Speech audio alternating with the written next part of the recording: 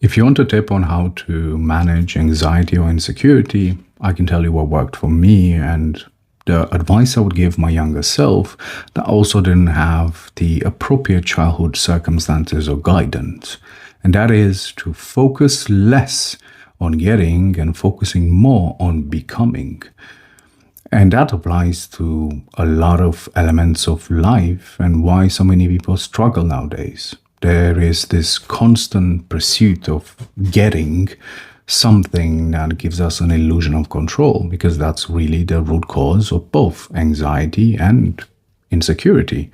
Anxiety is about uncertainty in your capabilities and regulation, and insecurity is uncertainty in how you're being perceived from the outside. And often, without regulation, you end up projecting with an intent of control.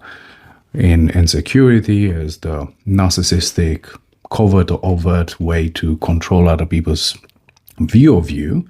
And with anxiety, often inaction, because the only way you can control the outcome is for you to not even try in the first place.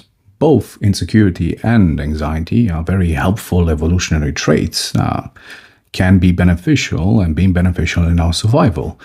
But everything that goes into extreme ends up becoming problematic. Happiness requires bravery, and confidence doesn't just happen. My confidence doesn't come from an idea that I believe in. It comes from irrefutable proof, a stack of receipts from my life where I have proof that I am who I say I am. And that's what alleviates the insecurity or the uncertainty. And based on proven competence, I can trust myself to be brave enough to continue to challenge myself for growth.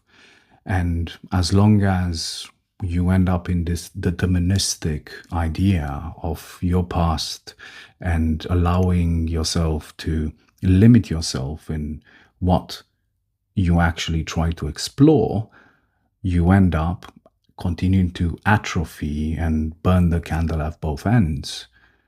So my advice is, rather than focusing on extracting value, focusing on becoming the source of value. Something to think about. Protect your peace.